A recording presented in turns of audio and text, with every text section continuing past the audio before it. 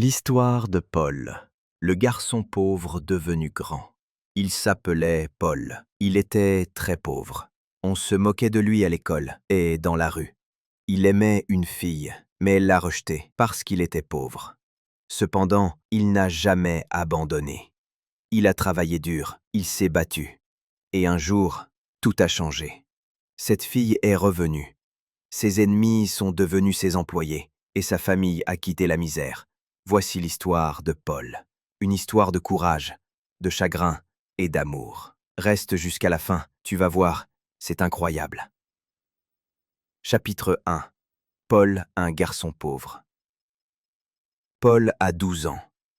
Il vit dans un petit village du sud de la France où les hivers sont froids et les étés très chauds. Il habite avec sa famille dans une maison ancienne, faite de pierre et de bois. La maison est très simple. Il y a 2 petites pièces pour 5 personnes. Le père, la mère, Paul et ses 2 petites sœurs, Emma et Alice. Le toit fuit quand il pleut. Il n'y a pas de chauffage. La cuisine est très petite et il n'y a souvent que du pain et de la soupe à manger. Son père travaille dur dans une ferme voisine. Il se lève à 5 heures du matin et rentre très tard le soir. Sa mère reste à la maison. Elle lave les vêtements à la main, cuisine avec ce qu'elle trouve et s'occupe de ses enfants avec amour. Paul adore sa mère. Elle est douce, patiente et toujours prête à l'écouter. Paul va à l'école du village. Il marche chaque jour 20 minutes à pied.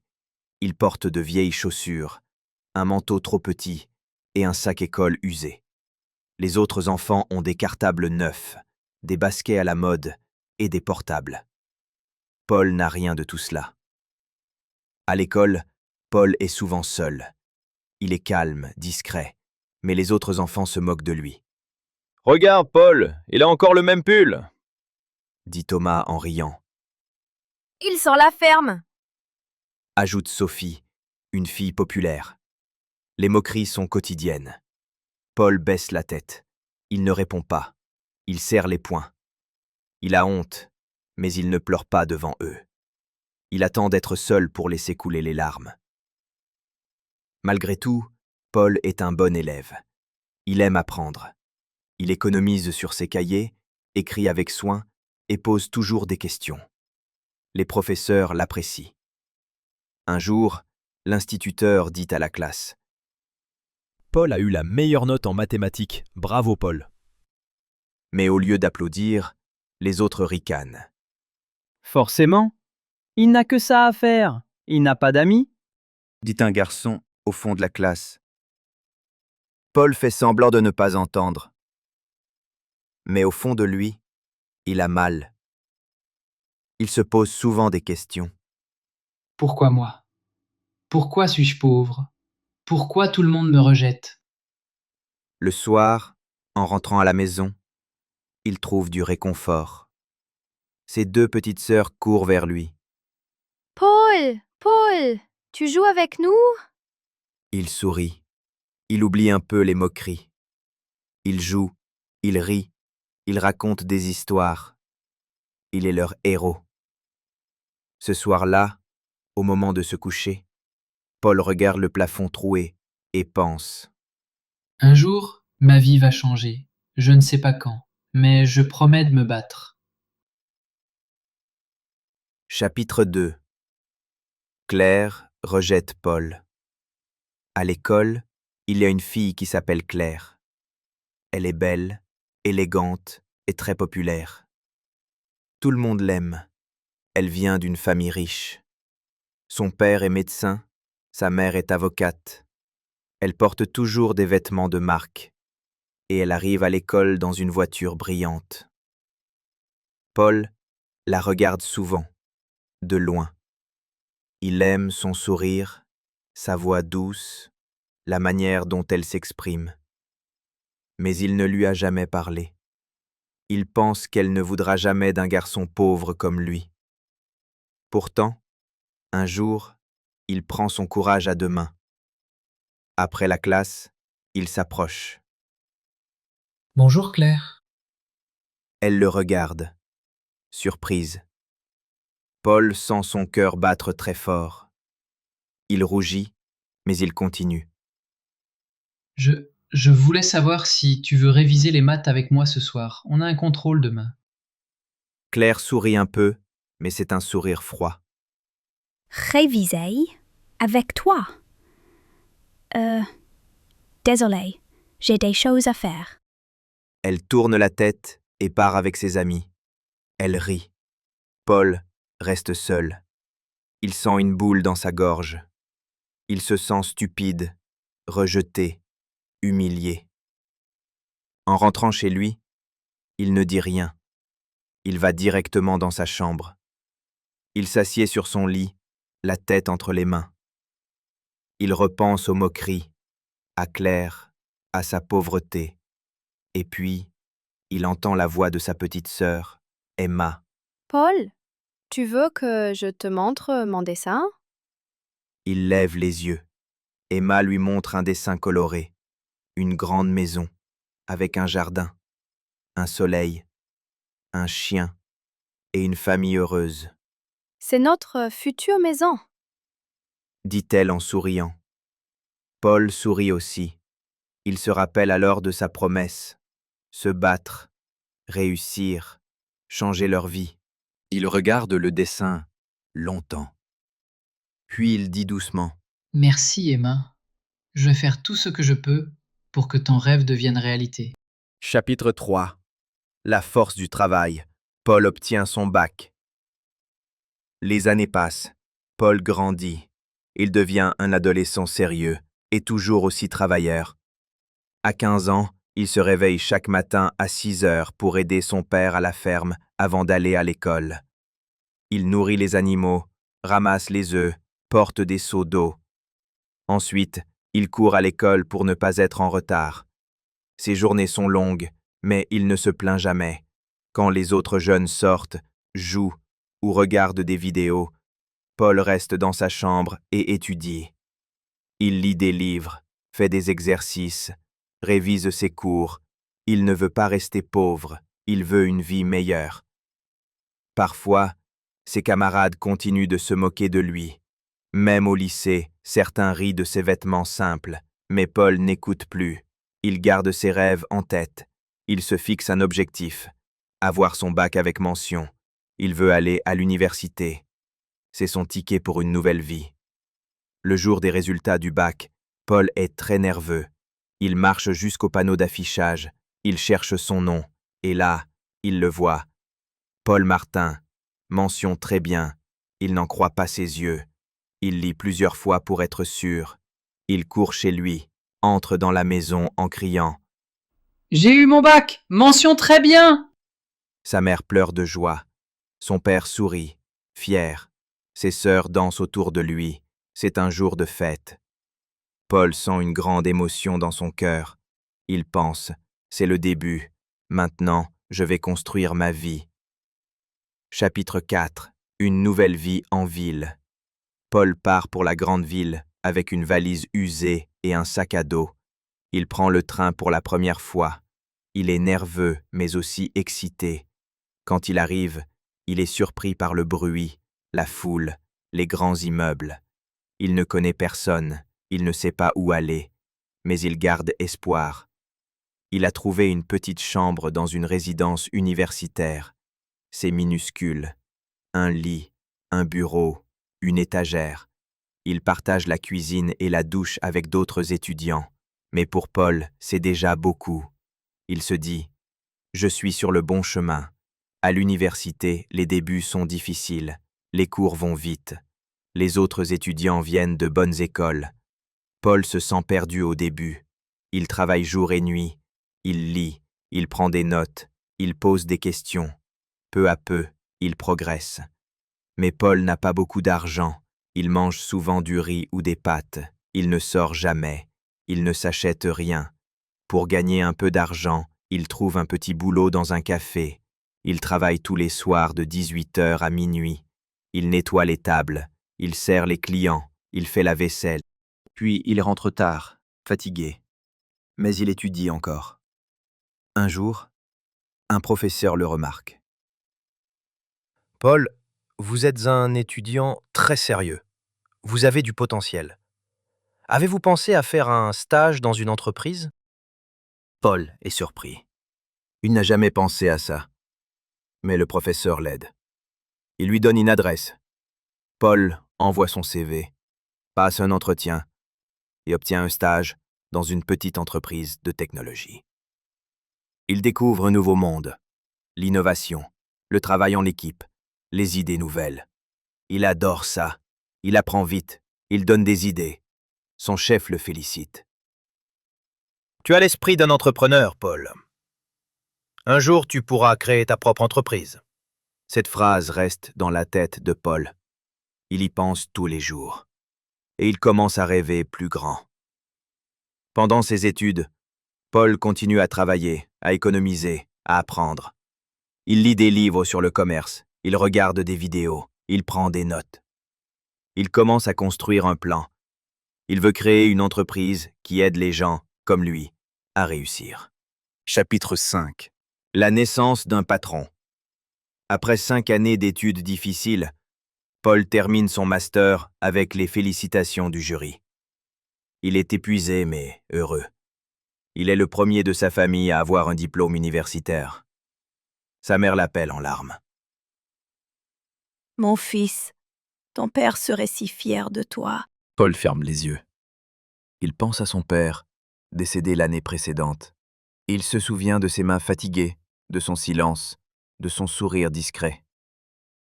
Maintenant diplômé, Paul commence à travailler dans une entreprise de logiciels. Le salaire est correct, mais l'ambiance est stressante. Il apprend vite, mais il sent que ce n'est pas ce qu'il veut faire toute sa vie. Il garde toujours son rêve en tête. Créer quelque chose. Être libre. Offrir un avenir meilleur aux autres comme lui. Il économise chaque mois, évite les dépenses inutiles et passe ses soirées à travailler sur son projet personnel. Il imagine une application qui aide les jeunes défavorisés à trouver des bourses, des stages, des conseils pour réussir. Il l'appelle « Réussite Plus ». Il parle de son idée à un ancien professeur qui l'encourage. Il rencontre un développeur, puis un graphiste. Ensemble, ils créent une première version de l'application. Au début, ce n'est pas facile. Personne ne connaît Réussite Plus. Peu de gens téléchargent l'application. Paul doute et se demande s'il doit continuer. Mais il pense à Emma et Alice. Il pense à sa promesse. Alors il continue. Il parle dans des écoles, dans des associations. Il raconte son histoire. Il motive les jeunes. Il explique comment utiliser l'application. Petit à petit, le bouche à oreille fonctionne. Les téléchargements augmentent. Des journaux parlent de Paul. Une radio locale l'invite. Puis, une grande chaîne de télévision diffuse un reportage sur lui. L'ancien garçon pauvre qui aide les jeunes à réussir. L'application devient virale. Paul reçoit des messages de partout. Merci Paul. Grâce à toi, j'ai trouvé un stage. J'étais prêt à abandonner mes études, mais maintenant, je crois en moi. Paul lit ces messages avec les larmes aux yeux. Il comprend que son idée marche. Il l'a fait. Il a créé quelque chose de grand, d'utile, d'humain. Il ouvre un petit bureau. Puis 2, puis 10. Il embauche des gens. Et parmi eux, Thomas, celui qui se moquait de lui à l'école. Thomas n'a pas réussi ses études. Il cherche du travail. Paul l'accueille avec respect. Bonjour Thomas, je crois que tu veux un poste chez nous? Thomas est gêné. Oui. Je sais que je n'ai pas été gentil au collège. Je suis désolé. Paul lui sourit simplement. Moi aussi, j'ai eu des débuts difficiles. Tu mérites une deuxième chance. Chapitre 6. Le retour de Claire. Un jour, Paul est invité à une conférence sur la jeunesse et l'entrepreneuriat dans son ancien village. C'est la première fois qu'il revient en tant qu'homme accompli. Tout a changé. Il arrive dans une belle voiture, habillé d'un costume sobre et élégant. Les enfants du village l'admirent. Les adultes le saluent avec respect. Après son discours, des anciens camarades viennent lui parler. Même ceux qui se moquaient de lui autrefois, Paul leur répond avec gentillesse. Il n'a ni rancune, ni colère. mais il n'oublie rien. Dans la foule, il voit un visage familier. C'est Claire. Elle a changé. Elle n'a plus la même assurance. Sa famille a perdu de l'argent après un divorce difficile. Elle vit toujours dans le village, mais sans les privilèges d'avant. Claire s'approche, un peu hésitante. Bonjour Paul, ça fait longtemps. Oui, très longtemps. Répond-il calmement. Tu es devenu quelqu'un d'incroyable. Je te vois à la télé, dans les journaux. Merci. J'ai beaucoup travaillé. Elle le regarde, un peu gêné. Tu te souviens de moi? Paul la fixe un instant, puis sourit doucement. Bien sûr, je me souviens de tout. Un silence s'installe. Puis elle reprend. J'aimerais bien te revoir, discuter, peut-être dîner ensemble un jour. Paul baisse légèrement les yeux. Il pense à toutes les années de solitude, à ses efforts, à ses blessures. Il pense aussi à sa vie actuelle, à la femme qu'il aime aujourd'hui, une collègue simple, gentille, qu'il a soutenue quand il n'était encore personne. Il relève la tête et répond avec calme. Je te souhaite le meilleur, Claire. Vraiment. Mais aujourd'hui, ma vie est ailleurs. Claire baisse les yeux. Elle comprend. Elle ne dit rien, tourne les talons et s'éloigne. Paul regarde le ciel. Ils se sent libres. Il ne cherche plus la reconnaissance. Il sait qui il est. Chapitre 7. Le bonheur retrouvé. Quelques mois après son retour au village, Paul retourne dans son entreprise. Il est accueilli par ses employés avec respect et admiration. L'entreprise continue de grandir, mais Paul reste humble. Il travaille toujours autant, toujours avec le même objectif, aider les autres. Un matin, il entre dans son bureau et trouve une lettre sur son bureau. C'est Julie, une collègue douce et discrète, qui lui écrit. Elle y raconte combien elle admire son courage, sa bonté, sa sincérité. Elle termine la lettre par une phrase simple. Si jamais tu veux parler, ou simplement marcher un peu, je suis là. Paul sourit. Julie l'a toujours soutenu, sans jamais attendre quelque chose en retour. Il pense souvent à elle, mais il ne s'est jamais autorisé à y croire. Le soir même, ils vont marcher ensemble dans un parc. Ils parlent longtemps, sans pression, sans masque. Paul rit, vraiment, pour la première fois depuis longtemps. Au fil des mois, leur relation devient plus forte. Julie connaît ses blessures, mais elle ne le juge pas. Elle l'écoute, elle le comprend. Elle est là dans les bons moments comme dans les mauvais. Un jour, Paul la regarde dans les yeux et dit « Merci beaucoup, Julie. Grâce à toi, j'ai retrouvé le calme, la paix et l'amour aussi. » Julie rougit. Elle prend sa main. Ils savent tous les deux que ce n'est que le début d'un nouveau chapitre. Quelques mois plus tard, Paul et Julie se marient. Ensemble, ils décident de vivre en ville, non loin du siège de l'entreprise. Grâce à sa réussite, Paul achète une belle maison moderne, entourée de verdure et baignée de lumière. Il y invite sa mère et sa sœur à venir vivre avec lui. Elle quitte enfin la vieille maison du village, pleine de tristes souvenirs. Quand elles découvrent leur nouvelle maison, elles sont émerveillées. Sa mère pleure de joie. Mon fils, tu nous as offert une nouvelle vie. Je suis si fière de toi. Sa sœur saute partout, heureuse d'avoir enfin sa propre chambre, un bureau pour étudier et même un petit balcon avec vue sur les arbres. Paul est comblé. Il voit le bonheur dans les yeux de sa famille et cela lui donne encore plus de force. Avec Julie, ils partagent une vie simple, mais remplie de tendresse. Chaque matin, ils prennent le petit déjeuner ensemble en écoutant les oiseaux. Chaque soir, ils se promènent main dans la main dans les rues calmes de leur quartier. Paul continue son travail, développe de nouveaux projets pour aider d'autres jeunes. Il crée une fondation pour financer les études des enfants pauvres. Il donne des conférences dans plusieurs pays. Son nom devient un symbole d'espoir. Mais pour lui, Le plus important, ce n'est pas la célébrité, c'est de voir un enfant sourire, une mère pleurer de joie parce que son fils a une chance. C'est ça, sa victoire. Et parfois, quand il marche dans la rue main dans la main avec Julie, il repense au petit garçon pauvre qu'il était autrefois et se dit Tout ça, c'est grâce à la persévérance et à l'amour.